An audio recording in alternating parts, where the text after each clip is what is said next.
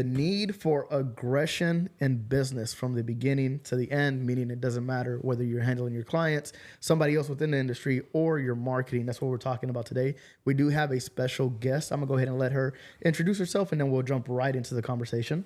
So hi, my name is Maribel Juarez. I've been a real estate agent here in the Houston area, and I'm with ROA. Thank you for having me today. Mm-hmm.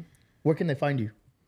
On at Maribel Juarez Realtor on Instagram, and you can just find me on Facebook under Maribel Juarez. Awesome. And you are in residential, or you do commercial? I am. I do dip my toe into commercial, but it's a completely different animal. So I try to stick to residential. Perfect. That way everybody knows where they can find you and what you do. Okay. Well, we're going to jump right into it. What do you guys think about our topic today? Nate? Anybody can speak, but I think we talked about a little bit, right, about being aggressive, right? A lot of people, they think being aggressive or being I think I want to call it assertive, right?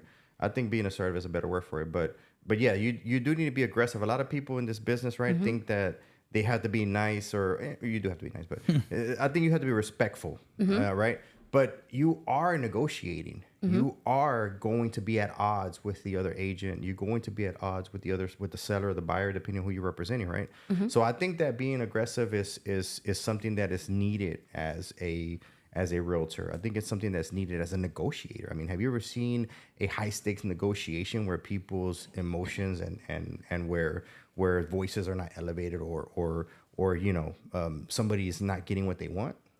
So see, I can actually appreciate the very tail end of what you just said is that I can respect when someone is coming to me as a negotiator and they're stern and they're firm in their boundaries, and I understand what their objective is. What I can do without is the emotion, because I think that's what lets people get carried away, and then emotions start to get carried away and nothing gets accomplished. Honestly, I think it's counterintuitive. Yes. So that tail end, assertiveness, I don't think I necessarily mind. I think it's a little different. I think it's a difficult balance to strike whenever you're negotiating. I know in my personal experience as a female, because you're a guy, right? And I don't know how tall you are. How tall are you, Nate? I think I'm 6. Okay. So I think as a guy, I think it's easier for you guys to be assertive and you guys just be respected as men. I think when a woman attempts to do this, again, if she's tactful and if it's without emotion, then I think that people see, we kind of can get categorized as being like a mean person or, being bitchy. And so it's a fine line that we have to walk as women, because we want to be respected, obviously, but and we don't want to get emotional, because again, it's counterintuitive to the cause. I get it. I don't know if you saw my Instagram, but I don't know. I'm for women, right? Oh, are you? We don't use the B word here. Oh, so I'm so sorry. It offends me when you talk about women like that. I don't like it offends me too, as a woman. I like that you're getting your mannerisms down very well as you're making that. He's like pro women. Yeah. Where's your shirt? I didn't see that you had your pro women shirt on. It's under this one. I just Nate says he empowers women, and I say that I empower men that empower women. So there you go. Everyone's got a fan club. That's great. I love that for you too. So Vick actually is the most aggressive person in this. I feel like he's the most aggressive person in this company. Okay. Borderline between being too aggressive and sometimes even turning to violence. Okay. So what do you say about all this, Vick? I say aggression and being aggressive in business and ours. It's always. Like people think of aggression and think of violence. They think of being pushy. They think of hostile. They think of all those things, And to your point, like as women, sometimes, and not even women. I think in general, if you'll have something to prove, it becomes a little more ego driven than it is, task specific driven, right? They lose kind of sight of why they're even being aggressive, and that's what I like to point out often. It's like you mentioned. What are your goals? Like, what is your objective with being aggressive? What are you truly after? And when you can dissect that and dive deep into that, then you can really kind of make your move, right? And respond to their aggression in a certain way. So we were talking earlier, and there's like a Spanish podcast that we were talking about, and it really almost, I said, identical to what you said. It's, you have to be firm, you have to provide clarity, you have to be sure of what you mean, and that takes a certain level of aggression, right? If you're a little timid and you're not sure like when to push or when to go, then it becomes a problem, right? And you have to show that aggressive side of you, even if you're uncomfortable. Like, just go for it, push, you know. And that's how I operate. You know, if I'm unsure, I act. Yeah. But I think what she said earlier about, you know, keep your emotion out of it. That's what a lot of people don't do. They don't keep their emotion out of it.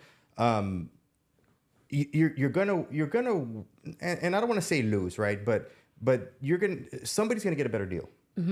Either your client or the opposing realtor's client is gonna get the better deal. And honestly, sometimes it's not even your fault that your client don't get the better deal. Sometimes it's your client folding, you know, or just, you know, for whatever reason, you know.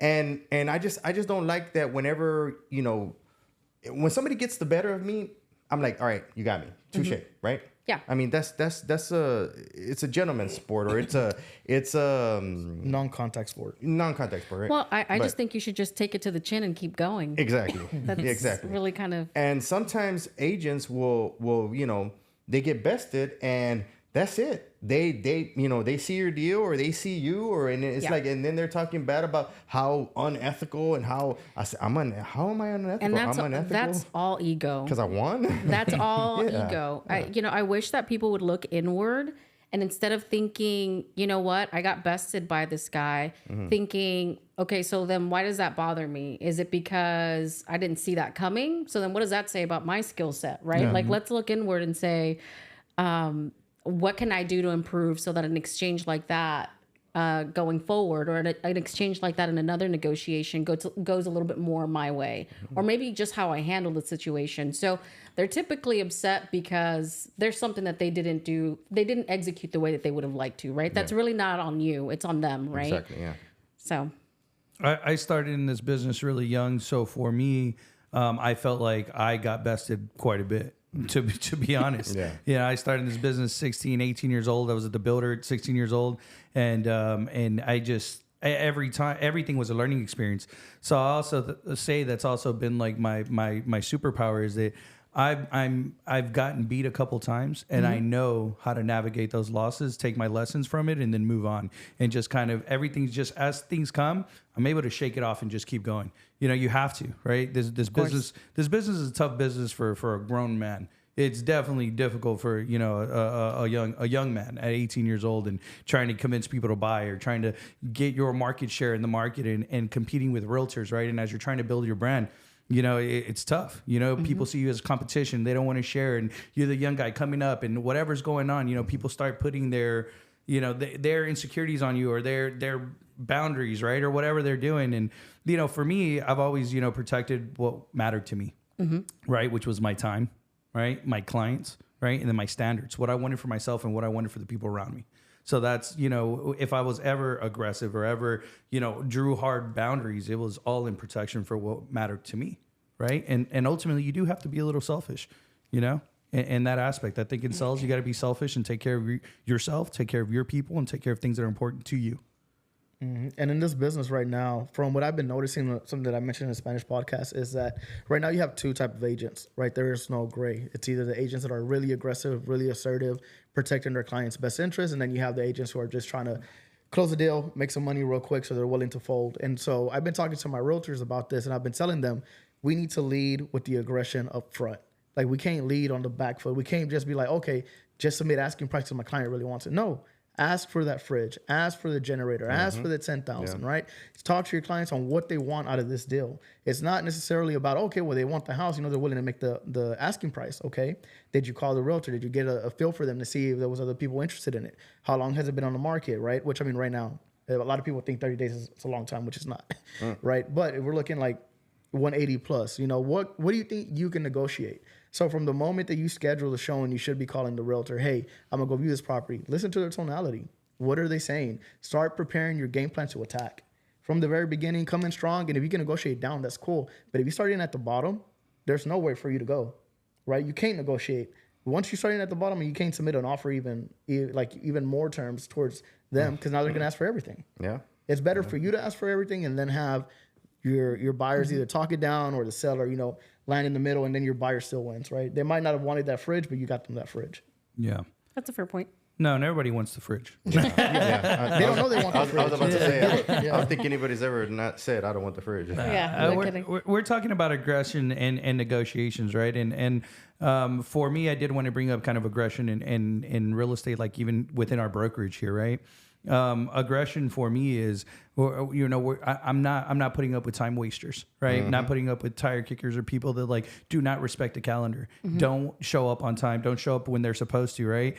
And funny because we've talked about this all the time that it's like maybe I'm late here or there, right? Worked really hard on it these last couple years, and as you improve, the thing is they need something for me. I shouldn't be waiting on them at all. Right. And they need to take their job serious and what they do serious. Constantly, I'm here and I'm waiting.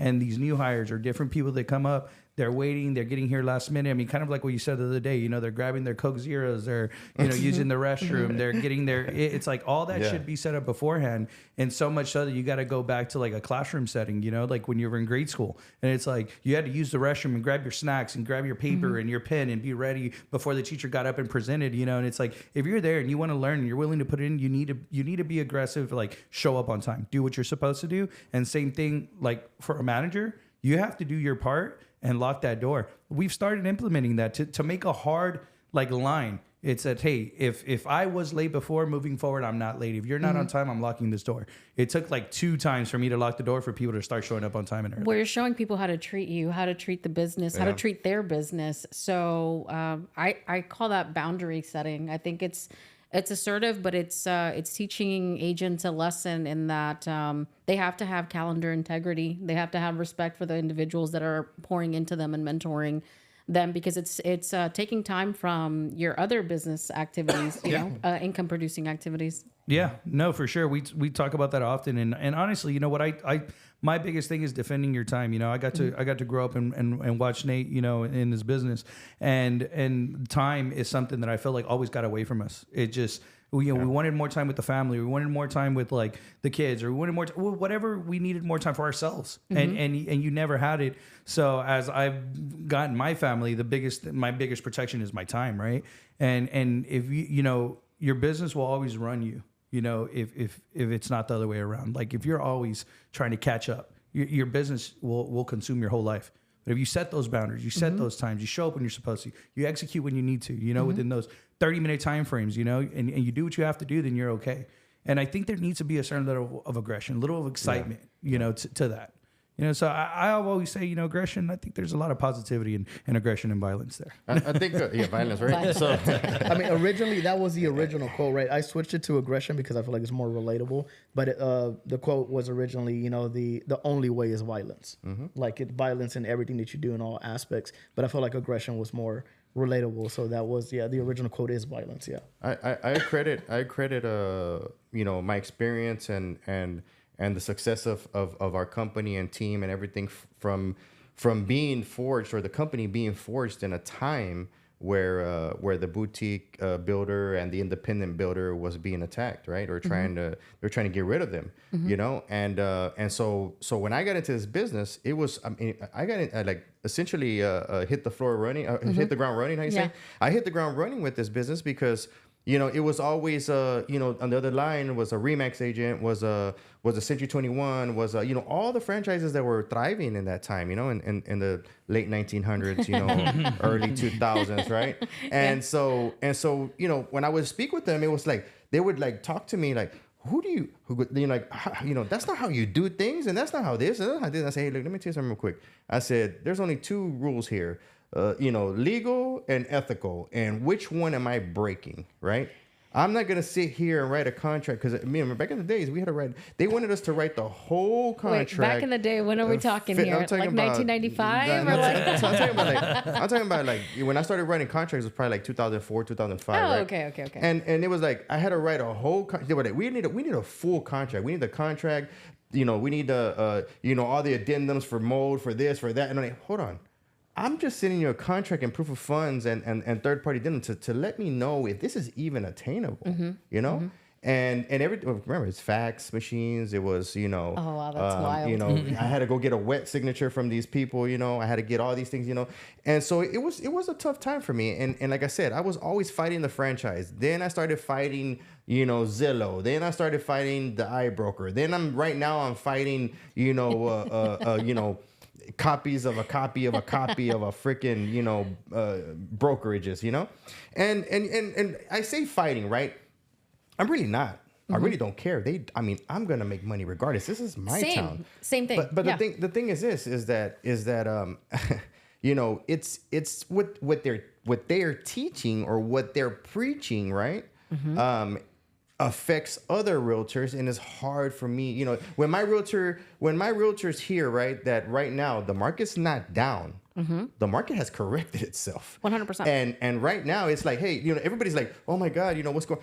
This is normal. This is we're in calm waters right now. You have to think perspective is everything. Yes. Okay, you've been in real estate since 2004. Yes. There's a lot of realtors that have just been licensed. We're calling them the pandemic agents. They don't know for this. them. They're scared for their life. They don't know what's happening. It hasn't corrected enough because it's not 2020 and 2021. You know what I mean? But yes, I see what you're saying. So it's correcting itself, and people are kind of scared. So now I like it because now people are coming to us and asking us, instead of asking us, what's your split? What do you have to offer me? They're asking us like, well, do y'all train? Do y'all mentor? Like, I don't know how to do this. Am I going to make money? You know, I like those realtors better than the ones that we were getting. But then, you know, you have all these other brokers that are trying, you know, they see that and they try to take advantage of it. And they try to teach this whole, you know, we're going to come in and we're going to do this. We're going to mentor and we're all over the world and whatever. And what ends up happening is that, you know, they're watching this on Instagram. So they think, hey, you know what? I'm going to join that company because that company is worldwide. And since they're worldwide, I'm going to work worldwide. And it's like, master your freaking neighborhood first. Well, you know? 100%. So a few things that you touched on there. So I don't think that that's necessary. So that's independent. It's an independent problem. Every brokerage has a different problems, right? Yeah. Different dragons that they're trying to slay. And these are going to be independent to every single brokerage. But I think that the agent approach should always be, you know, I'm a proponent of you should pay to get you, like if you want mentorship, like if I want to be close to Nate and learn from Nate, then there's going to be a price to pay because your time isn't free, right? What does that look like for an agent? That may look like team splits. That may look like whatever the case may be. So I've always been a proponent of that. And I think that more agents need to lead with seeking education instead of chasing the dollar, because as soon as you know and like what you need to know to be a competent agent in the market, then the rest, the dollar will solve itself. Do you know what I mean? Yeah. And so, but with the rise of the pandemic agents, that's a lot of what the marketplace has, unfortunately. Yeah, so I agree. But you know, we all have, I guess, different issues that we're addressing. I think that some brokerages, you know, obviously, I have a team and we seek to see a need and fill a need. If our feedback is that, hey, we're needing more training and more hand holding on certain things, then we aim to fill that need, you know. No brokerage is perfect, obviously. No, of course right? not. No. But we're all doing our best. Yeah. But well, mine is pretty close. Oh, okay. Yeah. So incredibly humble, this guy. just to double down on not being a what's it called? Dang, it's the word that I'm losing. But I don't think all brokerages are trying to do their best. No, I don't. No, you know what? Some of them aren't even in the room with us, man. Well, let me, and I'm gonna tell you real quick. Like, there's brokerages that are franchises that I have respect for. Yeah. And there's brokerages that are boutiques that I have respect for.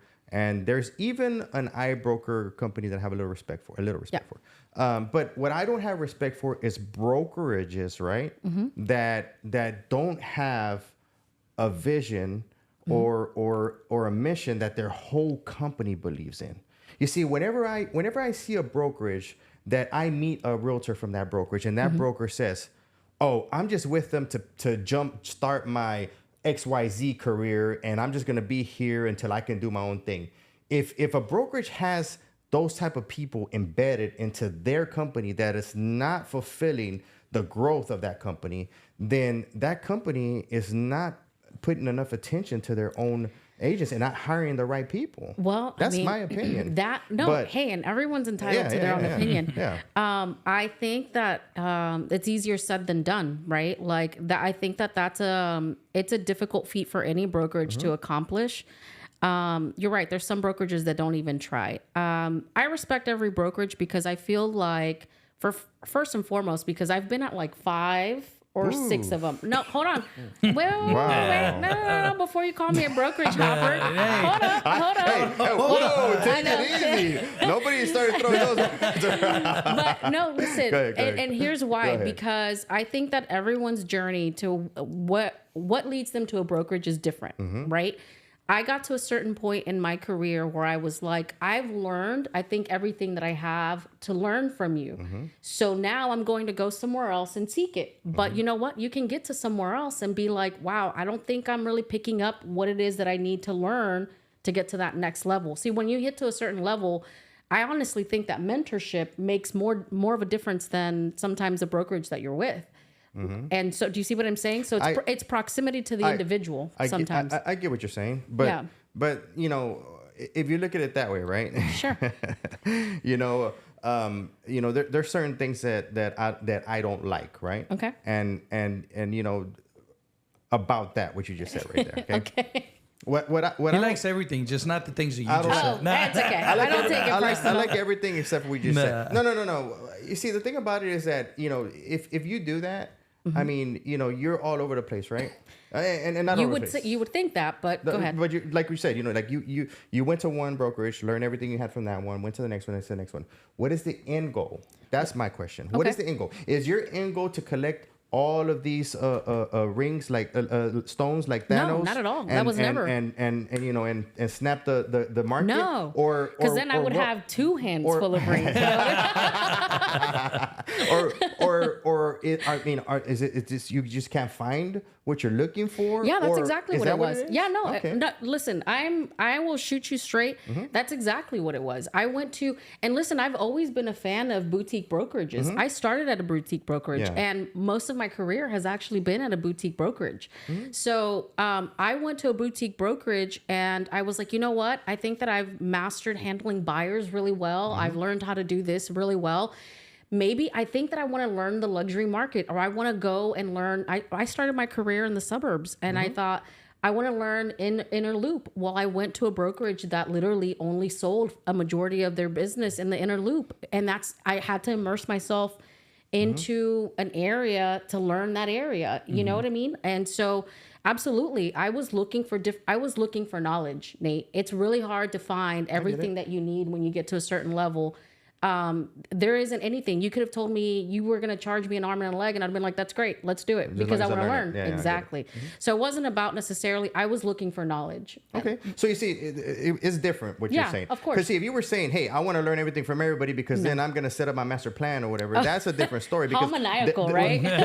well, there's a lot of people. There's a lot of people. There's a lot of people that think that way, right? But they don't understand that it takes more than that to start your own thing. I mean, it takes 100%. time. It takes time, and it's a selfless job. You have to put your realtors before yourself, you know? So really, you know, you jumping around and not getting everything from one broker, then that's just all those brokerages failing you.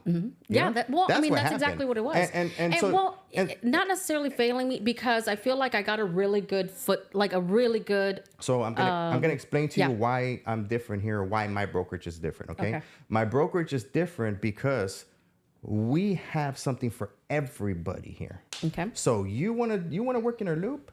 We'll set that up for you. You want to do ranches? We'll set that up for you.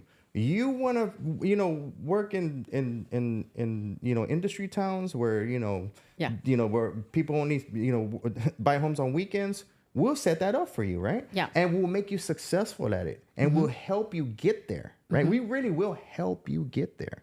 And you see, there's other brokerages that are like, hey, this is my direction. This is where I am going, and anybody who wants to tag along, come on with it. Yeah. That's the problem with a lot of these boutique brokerages. Okay. Well, I think that it's also because maybe they just don't have the bandwidth to do that. And maybe they don't want to leverage assets. I mean, you know how much of I do. You know, this is like having another child. This is hard, and it's expensive. It is. And so I some people. don't own a car. Did you pick him up? I don't. No, seriously, I don't own a car. We jogged here. I'm driving around in my kid's car because I wrecked my Escalade and I haven't bought a new one. And you know what? And that's a And sacrifice. I'm building an office. Hey, You see? I listen. I totally get it. Yeah. And it's a sacrifice. It's often a thankless job. It is. And if you look at the numbers, you will pour into people, and sometimes they'll be gone less than 18 months later. And if they're really successful and they love you, it may be a little bit after that. So it's an extremely difficult industry to get into and be a boutique brokerage. It really is. I know it is. Yeah. So, but my point being is that I think that's amazing that you do that. I don't think that there's a lot of boutique brokerages that leverage their assets to help agents like that. My point is for my boutique brokerage to be the biggest in Houston and to be the last one left. Because no, I'm serious. Because I'm the way we're working, right? It's 1, 2, 3, almost 3 generations of people right now that are pushing for this company to be here before when I'm long and gone. That's good. That's building legacy. Because there's companies here right now, boutique brokerages right now, that if the main character to that brokerage would die today, it'd be gone. That's true. And some people wouldn't even care. Yeah. And what I'm trying to do is that I'm trying to push this. I'm trying to give ownership. I'm trying to do all that so that this could keep going. But I never want to turn this into a franchise, never want to turn it into a publicly traded company. Because once you become a publicly traded company, you lose control of what your vision and what your whatever you have planned is gone. You're no longer for the realtors. It just depends on what you're trying to build. Everyone's trying to build something different. Yeah. Right? Yeah. There's room enough for all of us. There is. What were you going to say, Vic? No, I said, well, now that we've talked about how great the brokerage is, I do want to introduce violence back into it. Oh man, I sat in the wrong room, didn't I? I should have been sitting over there. Actually, he's more aggressive, right? He is. And my realtors don't leave after 18 months. Oh, well, good. That's good. That's really good. That's really healthy. He's been trying to quit for 5 years now. 7. Where are the shackles? Are they underneath the chair? They're No. they're golden. man. They're golden. I said at the beginning, we're not bullying anyone. We're protecting them. He don't know no better.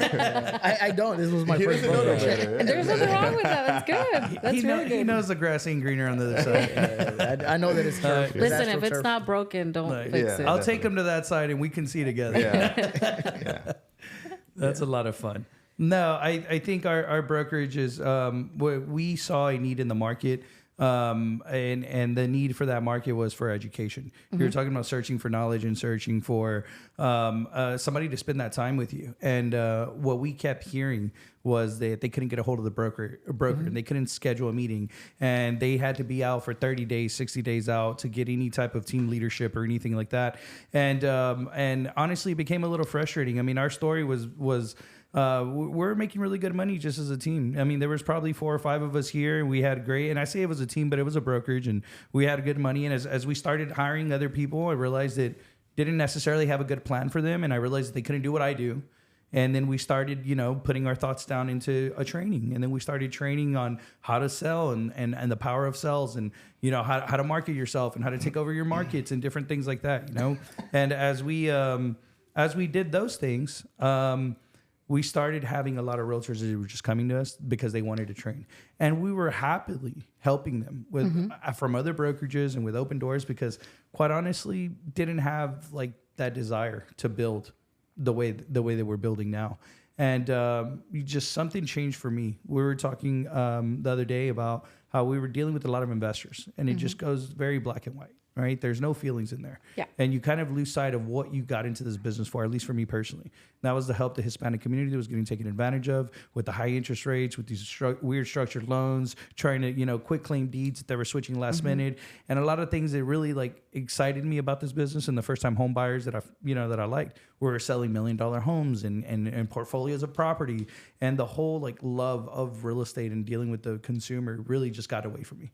And, what I was able to do is that we ended up hiring at that same time. We hired a couple of younger agents. I say young, they were 18 years old, 19 years old. And I got to watch these guys like grow, like literally get married and do things right, and things that like really made me feel like I was making an impact in my community and with people that were important to me. And as those things gave me fulfillment, it's a no-brainer. I'm willing to pour into anybody that wants it. Because if you want it, you're going to make it. And I think when you see this passion and you see that thing, the love that we have for our agents and our company and our community, then, it's hard to leave. What are you leaving? Where are you going? You know, what else is there out there for you? You know, and it's nothing that a conversation can't handle. As far as experience, we have it. As far as connections, we have them.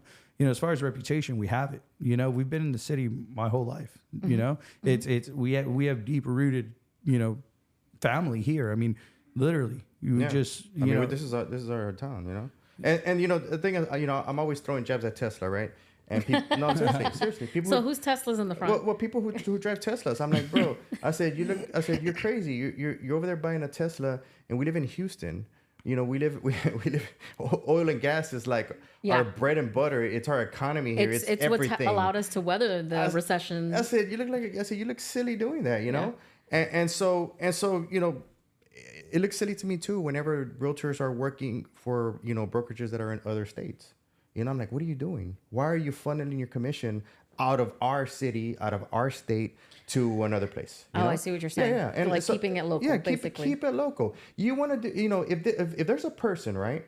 If there's a person from another state that really cares about the Hispanic community and, Jesus told him to do this and God is working here, right? If there really is somebody doing that, then why doesn't he set up a company here in Texas, right? And let a person here run it and be a partner and keep the dollars in Texas, right? Okay. Why don't we do that, right? Oh, because you can't give valuation the way they want it, Of course. And so I say, hey, you know what? Just call it what it is. Right. Okay. And whoever joins you. And I'm not upset at people, here that join, other these companies to other states. And to me, it's our fault. It's our fault because nobody here as an industry leader has stepped up and said, hey, follow me. Let's do it here. Right. Nobody's saying what I'm saying. And then second is the people that have done that, right, that had followed the Pied Piper up to freaking other states. Right. Yeah. Those people are insecure. They don't think that they can be the industry leader to run something as huge as that. So they get enamored by anybody that can put a couple of people together and build a board, And that's just the Texas way, We're a bunch of cowboys down here. It's about 3 or 4 of us that get together and we'll take on the whole state, So, that's just my opinion. But, once again, it's his opinion. Yeah. I don't know. Oh, no, he said a lot. He elaborated quite a bit on your opinion there. Yeah, that is what I feel. That's our opinion. Go ahead.